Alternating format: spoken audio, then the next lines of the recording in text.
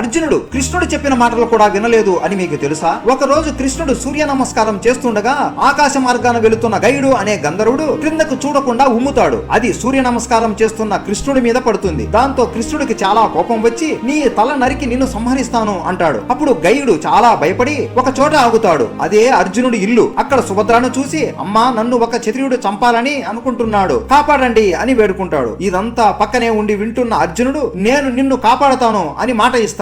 అంతలోనే కృష్ణుడు వచ్చి గైడు మీదికి దాడికి దిగుతాడు. అప్పుడు అర్జునుడు గైడు చేసిన తప్పు తెలియక నేనే తనని కాపాడతాననే మాట ఇచ్చాను కృష్ణ అని అంటాడు. కృష్ణుడు కోపంతో ఉన్నందువలన అవన్నీ పట్టించుకోడు. అప్పుడు అక్కడికి బ్రహ్మదేవుడు వచ్చి అర్జునుడికి ఇలా చెబుతాడు, కృష్ణుడు గైడును చంపగానే నేను మళ్ళీ ప్రాణం పోస్తాను, నువ్వు బాధపడకు అంటూ అర్జునుడికి మాట ఇస్తాడు. మాట ఇచ్చినట్లే కృష్ణుడు గైడు తల నరికిన వెంటనే బ్రహ్మదేవుడు గైడుకి మళ్ళీ తిరిగి ప్రాణం పోస్తాడు. మీలో ఎంతమందికి ఈ విషయం తెలుసు? కామెంట్ రూపంలో తెలియచేయండి. జై శ్రీకృష్ణ.